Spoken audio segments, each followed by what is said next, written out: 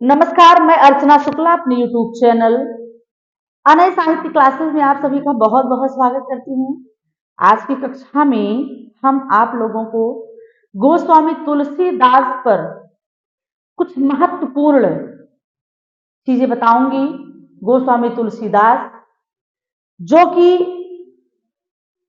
हिंदी साहित्य में अपना महत्वपूर्ण स्थान रखते हैं। इन्होंने अपनी महत्वपूर्ण रचनाएं ब्रज और अवधी दो भाषाओं में रचना की है गोस्वामी तुलसीदास ने। तो चलिए चर्चा करते हैं गोस्वामी तुलसीदास के विषय में। तुलसीदास के विषय में जो जानकारी हमें मिलती है उसके स्रोत हैं कुछ महत्वपूर्ण ग्रंथ, जैसे भक्त नाभादास है। नाभादास का ग्रंथ है भक्तमाल। इसमें गोस्वामी तुलसीदास पर चीजें मिलती हैं। बेड़ी माधव का जो है भक्तमाल, ये भी जो है तुलसीदास की जानकारी के स्रोत हैं। राघव दास का भक्तमाल, ये भी तुलसीदास के जानकारी के स्रोत हैं। रघुवर दास है, इनका है ग्रंथ मूल गोसाई चरित, ये भी तुलसीदास की जानकारी का स्रोत है। गोकुलनाथ 200 वैष्णवन की वार्ता जो है इनका ग्रंथ है, इसमें भी तुलसीदास से संबंधित महत्वपूर्ण जानकारी प्राप्त होती है। तुलसीदास का ग्रंथ स्वयं दो है, एक कवितावली है, एक विनय पत्रिका है। इन दोनों ग्रंथों में भी तुलसीदास के विषय में जानकारी प्राप्त होती है, जिसको स्वयं तुलसीदास ने ही लिखा है। देखिए, तुलसीदास का जन्म 1532 ईस्वी में 1532 ईस्वी में राजापुर नामक गांव में हुआ था, जो बादा में है। कुछ लोग इनका जन्म सौरमंडल भी मानते हैं। इनके पिता का नाम था आत्माराम दुबे। क्या नाम था? आत्माराम दुबे। माता का नाम था रत्नावली। क्या नाम था? माता का नाम रत्नावली। बाल्यकाल का नाम इनका था राम बोला। क्या नाम था? राम बोला इनका बाल्यकाल का नाम था। राष्ट्रिक नाम था तुला नाम। कहा जाता है कि राम को गुलाम नाम राम बोला राखो राम। तुलसीदास जन्म होते ही लेते ही राम शब्द का उच्चारण इनके मुंह से निकलता है, इसीलिए इनका नाम राम बोला रख दिया जाता है। तुलसीदास मूल अभ्युक्त नक्षत्र में पैदा हुए थे, जिसके कारण इनके माता पिता ने इन्हें त्याग दिया था। और उस पे कहा गया है, मातु पिता जग जाहि तजेउ। माता पिता ने इन्हें त्याग दिया था चूंकि इनका जन्म अभ्युक्त नक्षत्र में हुआ था। 5 वर्ष की अवस्था में मुनिया नामक दासी ने इनका पालन पोषण किया तुलसीदास का। और इसके बाद इनके विषय में लिखा जाता है कि बारते ललाट दिल लात द्वारे द्वार दिन जानत हो चार फल चारक चनक को। जानत हो चार फल चार ही चनक को, द्वारे ते ललाट बिल लात द्वार द्वार दिन। इस प्रकार से तुलसीदास के विषय में कहा जाता है। उसके बाद तुलसीदास नरिहर बाबा के आश्रम में जाते हैं, उनसे शिक्षा दीक्षा ग्रहण करते हैं। आज इस प्रकार से तुलसीदास जी का विवाह दीनबंधु पाठक की पुत्री रत्नावली के साथ होता है।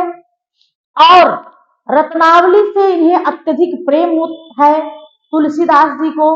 एक बार कहा जाता है कि रत्नावली विवाह के बाद अपने मायके चली जाती है, इन्हें भी बताए। तुलसीदास जो है एकदम चढ़ी नदी को पार करते हुए आंधी तूफान के समय जाकर के रत्नावली के घर पहुंचते हैं। इनकी दशा को देख करके तुलसीदास के रत्नावली को बहुत क्षोभ होता है और वो कहती हैं, क्या कहती हैं कि लाज न आवत आपको दौरे आयो साथ, धिक धिक ऐसे प्रेम को कहा कहूं मैं नाथ। अस्थि चर्म मम देहते कामे ऐसी प्रीत, ऐसी जो श्री राम मह होत न तो भयभीत। इस प्रकार से तुलसीदास को रत्नावली ने फटकारा।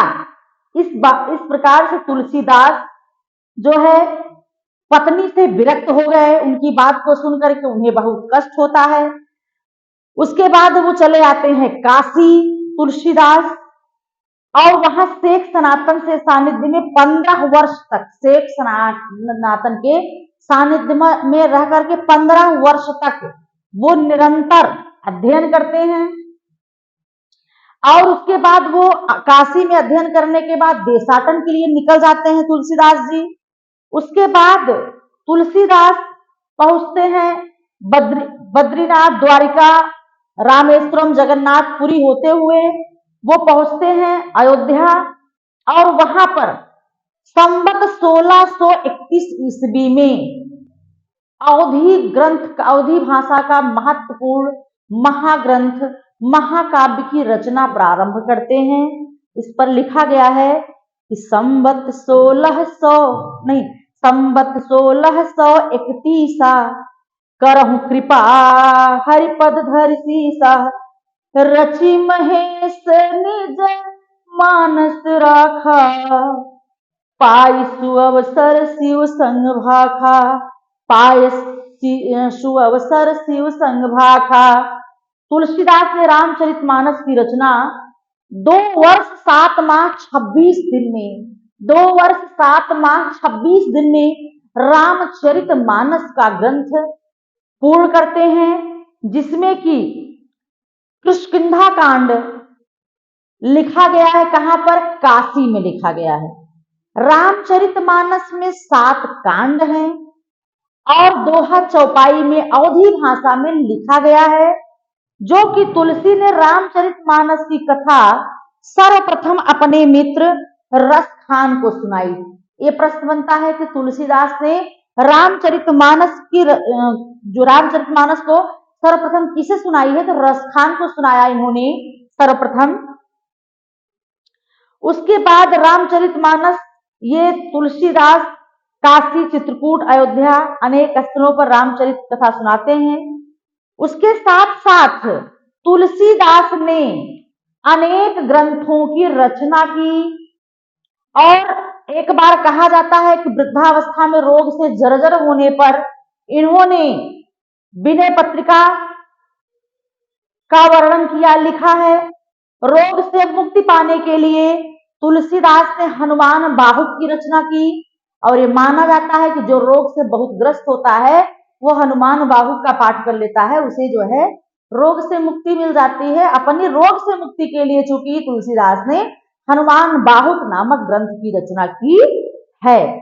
तुलसीदास की यह अंतिम रचना है। कौन सी? हनुमान बाहुक।